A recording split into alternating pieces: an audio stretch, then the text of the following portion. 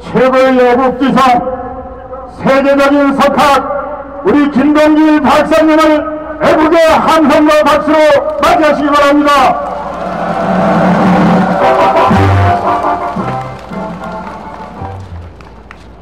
아니 뭐 소개를 말이야 무슨 뭐 애국자니 뭐니 그건 얘기할 거 없는 거 아닙니까? 그래서 시간이 자꾸 가가지고 난 3시 기차를 타고 또 서울 가야 되는데 자꾸 끄는 거예요. 아주 굉장히 내 마음은 답답합니다. 오늘 부산에 와서 여러분을 이렇게 만나는 저 자신의 감회가 매우 착잡하고도 깊습니다. 1950년에 부산에 피난을 2번 왔습니다. 여름에 한 번 오고 겨울에 한 번 오고. 그 왜 그랬느냐 그러면 인민군이 갑자기 38선 전역에서 남침을 해서 도저히 서울에 있을 수가 없어서 걸어서 안양으로 수원으로 대전으로 대구로 그렇게 걸어서 오고 오다가 뭐 기차나 또는 트럭을 들어 오듯한 일도 있지만 그래서 그 한더위 여름에 부산에 와서 있다가 저 해운대 미군 군사물자 하역하는 길로이 비치라고 있었습니다. 거기서 한여름 일을 하면서 그 미군 물자 나르는 거기에 끼어서 통영 노릇을 하면서 한여름을 보냈습니다. 그 기억이 지금도 새롭습니다.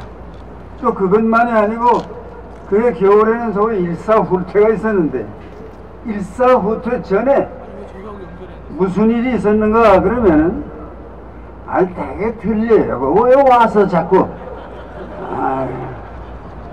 근데 들고 갈게요.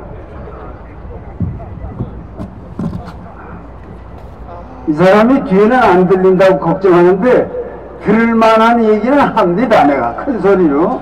그럼 미리 걱정할 게 없어요. 그리고 이거 한 번 강연하러 나왔는데 좀 방해가 없어야지. 왔다 갔다 하면서 이러면 강연이 됩니까? 이게 오늘 나이가 85대 노인이 여기까지 왜 왔는가 그러면 하나는 부산 사람들에게 그 2번의 피난 중에 많은 신세를 지었다. 그이들이 없었으면요 피난민이 어디에 의지하고 삽니까? 우리가 여기 왔을 때 부산 사람들이 밖으로 보기에는 무뚝뚝하지만은 속이 깊고 다정한 사람이기 때문에 그 겨울에 비난 왔을 때는요 초량동 46번지에 있었습니다. 그 주관주의라는 우리 친구가 있었는데 그 부모가 와서 있으라고 그래서 그 집에 가서 비난사례를 한동안 했습니다. 그것뿐 아니라 이 부산 사람들이 친절해서 사랑방을 내주기도 하고 시장 장터에 자기 옆에 광주리 놓고 장사해라 그렇게 허락을 해서 그때 그 비난 생활을 이겼지요. 이 부산 사람이 속이 깊고 한 번 마음 먹으면 못하는 일이 없는 그런 농포들입니다. 여기 앉은 분들이. 네, 그래서 감사하다는 얘기를 드리는 거야. 하나는 그 또 하나는 왜 여기 섰는가 하니요 선관위를 대변해서 몇 마디 하려고 그래 왔어요. 그 선관위는 저희가 할 텐데 왜 그러냐? 그렇지 않죠. 선관위는요 선거법에 위반되지 않도록 우리를 지켜주려고 여기 온 겁니다. 그런데 그 사람들이 어디 있는지 나는 생긴 건 모르니까 잘 모르지만요 열심히 지켜보고 있을 겁니다. 그런데 이번 대선이 뭐 10여일 남았으니까 거기에 저촉되는 발언이 없어야 한다.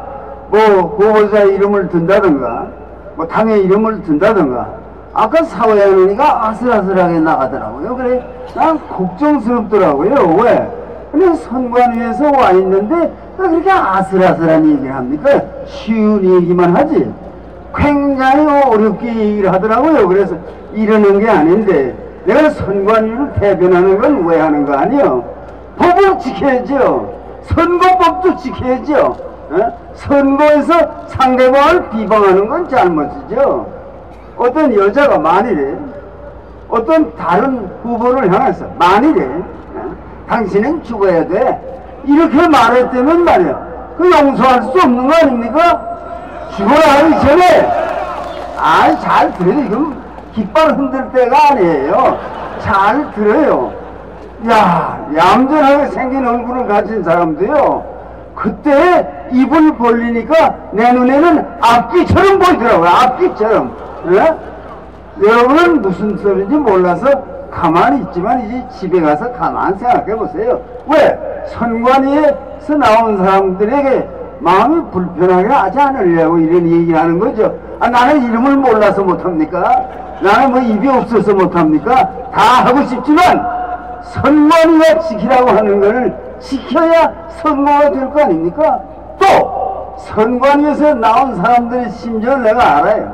적어도 이 모임에 나온 친구들은요, 되게 마음속에 저 연사가 좀 법을 어겼으면 좋겠다. 그러면 뭐 입건하고 이럴 수 있으니까. 그런 선관위에서는 한 사람도 안 나왔어요. 다 어떤 사람들인가 안에 앉아서 제발 좀 선거법을 지켜주세요. 지키셔야 합니다. 그렇게 바라는 동포들이 여기 나왔다는 걸 아니까, 내가 알고 있으니까, 아, 그런 분들이야 얼마나 나와 있어서 고마워요. 나를 위해서 박수하지 말고, 그래도 선관위의 동지들을 위해서 한번 박수해 주시기 바랍니다. 나는 이제 말씀드린 것처럼 3시 기차는 타고 가야 돼요.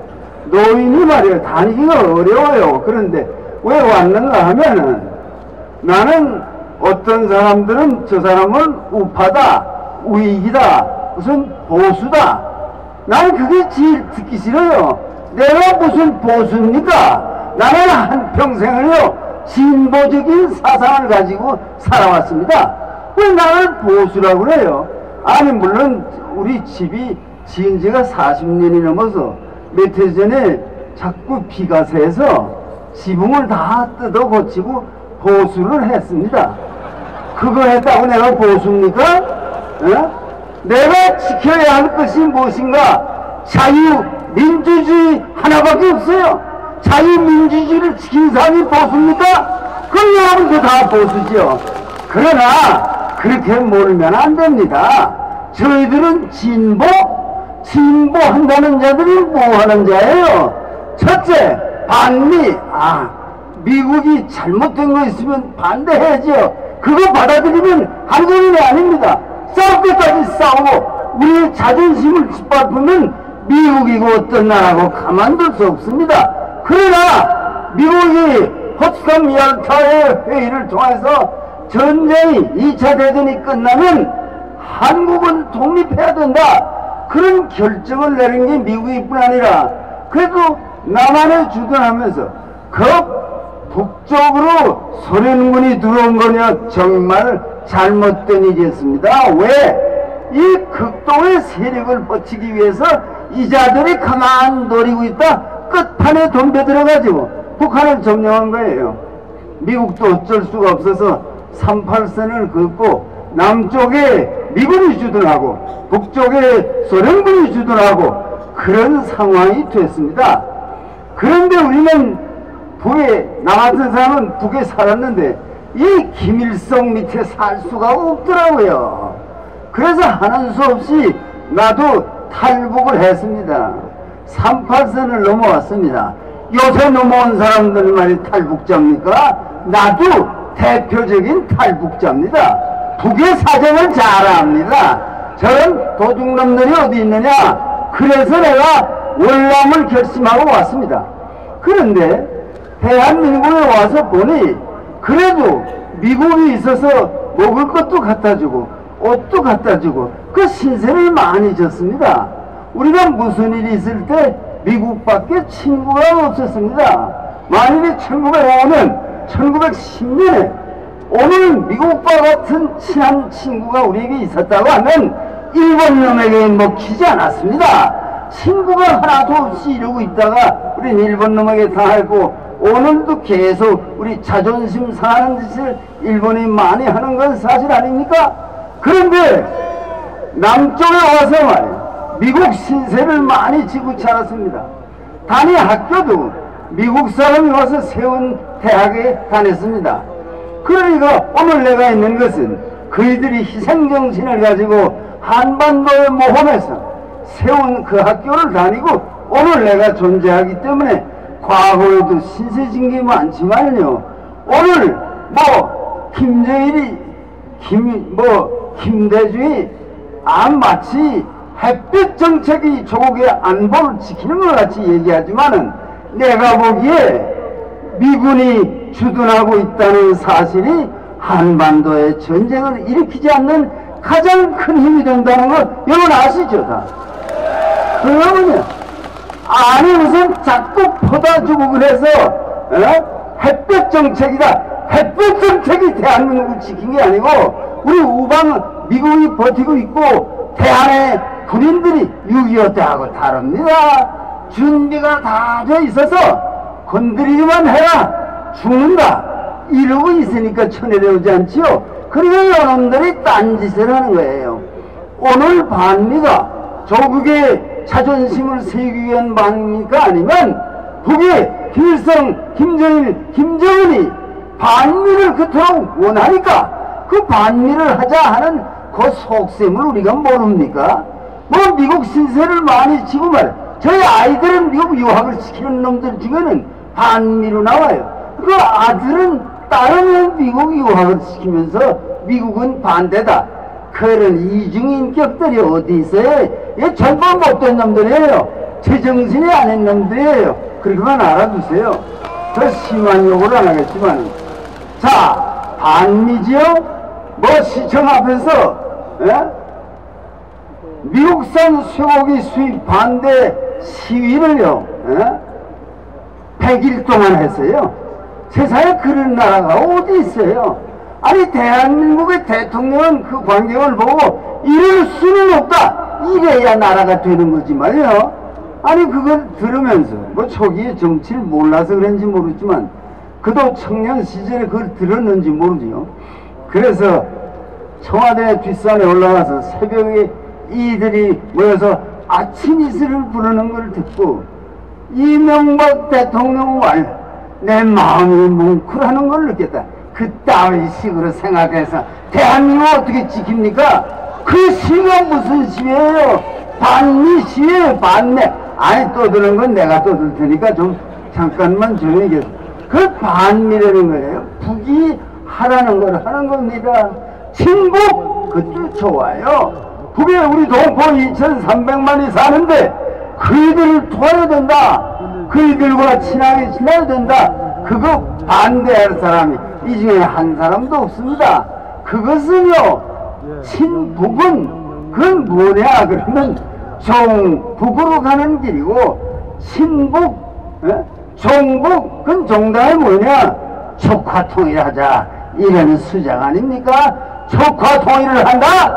오늘 이 부산 역전에 모인 우리가 절대로 촉화통일을 용납할 수가 없습니다. 그래서 우리는 분발하는 겁니다. 내가 여기 오는 것은 서정덕 본부장이 와서 여기 와서 한 말씀 해주세요. 내 후배니까. 그런데 그의 동지들이 여기 쭉 썼지만요 그 장대에 써붙인 걸 보세요. 조국을 위해서 결사대하여 만일에 일이 잘못되면 우리는 죽는다. 그런 각오를 한 친구들 그 동지들을 생각할 때 이 추운 겨울이고 말이야 집회 짓고 노인이 다니기 좋아요. 그렇지만 왜 오는 거 아니에요? 여기 와서 보면 양심이 살아있는 친구들이 많이 와요. 나는 민병돈 장군을 더 존경합니다. 왜 그런 거 아니에요? 그 일은 중장이래요. 이게 본부장은 도대체 대령밖에 안 돼. 근데 중장이 다 와서 앉아서 자기 후배가 하는 것을 지켜보면서 조국을 살려야 하지 않겠느냐, 조국의 자유민주주의는 살려야 하지 않겠느냐, 그런 정성이 있기 때문에 오늘 모였으니까 여기 나와 있는 이들만 보기만 해도요 나는 마음속에 감동이 있습니다. 조갑재 대기자, 야 나는 저런 친구가 이 시대에 살아있다는 거 얼마나 고마운지 몰라요. 왜? 저는 정확하게 이 시대를 진단하고 대한민국이 마땅히 나가야 할 길을 우리들에게 정확하게 가르쳐 주니까 대단한 인물이에요. 또 오늘 강연을 하게 되는데 서경석 목사는요, 내가 이전에 안양 교도소에 있을 때 같이 있었습니다. 내 방에 있고 내가 좌상이어서 그때는 나한테 꼼짝 못하던 친구인데 요새 목사님도 되고 그래서 아주 대단하게 됐지만은 다 유신체제하에 고생을 했지만 조국은 지켜야 한다. 누가 대통령이 되는 게 문제가 아니고 이 한반도의 자유민주주의를 살려서 장차 대한민국은 이 자유민주주의를 가지고 남북을 통일해야 되지 않겠는가, 그런 생각 때문에 오늘 저 사람도 예전엔 머리가 까맸었는데 저 서경석 목사도 머리가 허해졌더라고요. 아, 세월이 많이 갔구나. 그러나 조국의 자유민주주의를 지켜낸 결심에는 변함이 없다. 딴 놈들 한심하게 나가는 건 많아요. 그래도 김지하가 뭐라 그래, 시인이. 아니 저거 저렇게 해서 되냐. 오히려 자유민주주의를 위해서는 저런 인간들은 안 된다. 그 우리에게 분명히 얘기해 줬잖아요. 그뿐 아니에요. 여러 사람이 그런 인물들이 있습니다. 우리 가운데. 유빈일, 한 시대에 감옥은 몇 번씩 갔어요. 그 애는요 자유당 때부터 갔어요. 자유당 때부터. 그러면서도 오늘 입당가 돼서 서른 입당을 한번 하나 알아보세요. 딱 정확하게 섭니다. 그뿐 아니에요. 김중태가요, 내가 잘 아는 친구입니다. 그 장덕수 씨 사위예요. 이 친구가 말이야 고생 많이 했습니다. 그건 나보다도 고생 많이 하고 쫓겨서 미국까지 가 있고 그러다도 돌아와서 조국의 자유민주주의는 지켜야 한다. 대단한 사나이예요. 고생 많이 하고 매 많이 맞고 그랬지만 그건 그때 일이지, 이 사람아. 어떻게 조국이 적화 통일되는 것을 보고 있을 수 있나? 안 돼. 그래서 분발하는 그 친구들 얼마나 대단해요. 오늘 여기 이렇게 서 있는 여러분 때문에 조국의 자유민주주의는 안전합니다.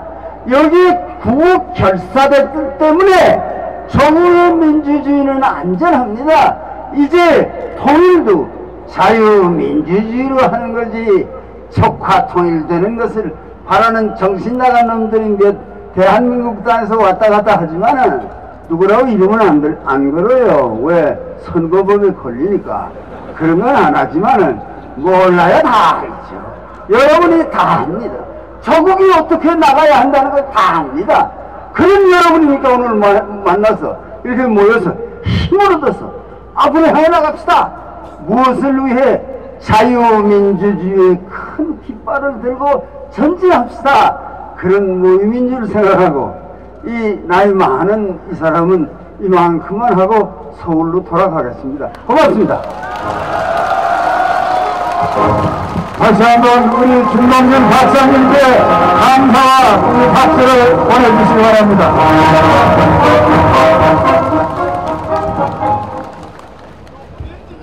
이어서 잠깐 영상물을 하나 시청을 하시고 그리고 다음 순서를 진행하도록 하겠습니다. 영상물은 연평해전에서 전사한 박동혁의 어머니가 아들을 그리면서 쓴 편지를 영상물로 제작했습니다.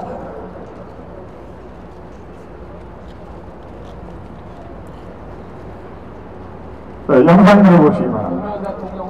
서해 북방 한계선 NLL을 영토선이라고 하는 사람들이 있는데 이건 국민을 오도하는 것이라고 말했습니다. 한나라당은 충격적인 발언이라며 강하게 반발하고 있습니다. 먼저 도인태 기자가 보도합니다. 도 대통령은 휴전선은 쌍방이 합의한 선이지만 서해 북방 한계선 NLL은 유엔군이 일방적으로 그은 선이라고 말했습니다. 또 NLL은 우리 해군이 더 이상 북상을 하지 못하도록 한 작전 금지선에 불과했는데 오늘에 와서 이걸 영토선이라고 얘기하는 건 국민을 오도하는 것이라고. 이 편지는 2002년 6월 29일 2차 연평해전에서 NLL을 지키다 전사한 고 박동혁 병장의 어머님이 하늘에 붙인 편지입니다. 내 아들아, 누구를 위해 목숨을 바쳤니? 아들아, 잘 지내고 있니? 오늘 엄마는 너의 이름을 불러본단다. 네가 너무나 아파했기에 쓰리고 저리오는 가슴 가눌 길이 없구나. 중환자실에서 너의 모습은 상상도 할 수 없이 눈뜨고는 볼 수가 없었고, 성인되려고는 머리하고 왼손뿐이었어. 22개나 되는 링거줄에 의지하고 수많은 기계들, 3일 만에 죽었다가 심폐기능 소생술로 살아났다고 하더라. 한 달 돼가면서 의식을 찾은 내 아들. 파편 때문에 대장은 망가졌고 소장은 7군데 꿰매고 배는 오픈시켜 단창고로 붙여놨고 허리는 끊어졌고 여기저기 파편 조각들이 상처를 내고 오른쪽 어깨에 총알이 들어있다. 뱃속에는 파편 쪼가리가 100개가 더 있다고 하더라. 깨어나면서 찾아오는 고통을 어찌 말라 할 수 있을까? 입을 벌리면서 통증을 호소하니까 입술이 찢어졌다. 날마다 떨어지는 저혈압, 수없이 수혈해도 혈소판은 떨어지고 산과 사가 왔다 갔다 한다. 교전 때 입은 충격일까? 총알이 날아오고 죽은 대장님이 달려든다고 한다. 환청에 시달리며 눈이 빨갛게 부어 잠 못 들고 통증과 고통에 시달리면서 힘들어하는 아들의 모습, 내 손을 잡고 울부짖는다. 이 힘든 통증을 어찌 할지.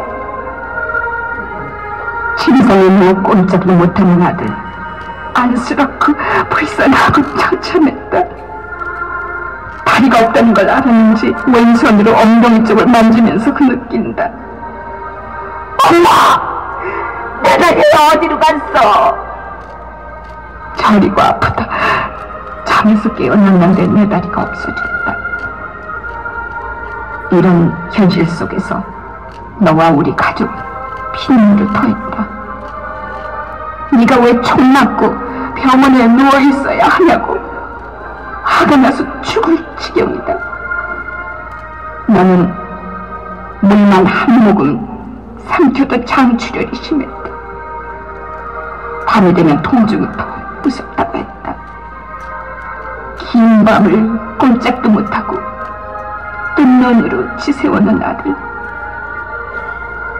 너의 사무치는 고통 때문에 차라리 엄마가 아프고 싶었다. 2003년 6월 11일 기다리던 아들의 제대 날이다. 대문을 열고 엄마 나왔어!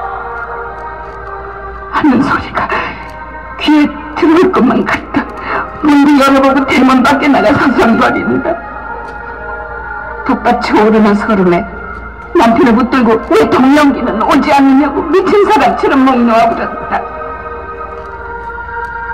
아빠 엄마 행복하게 해준다던 아들. 속 한 번 썩이지 않고 장학금 받아 공부한 아들이다. 내 아들의 흔적들을 찾아서 여기저기 다녀본다.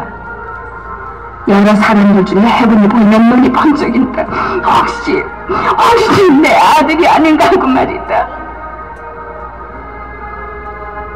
동료가 세상에 태어나 피워보지도 못하고 너는 가버렸지만 엄마는 너를 너무너무 엄마의 분심보다도 사랑했다. 반듯하게 잘 자라준 아들에 대한 눈물일까?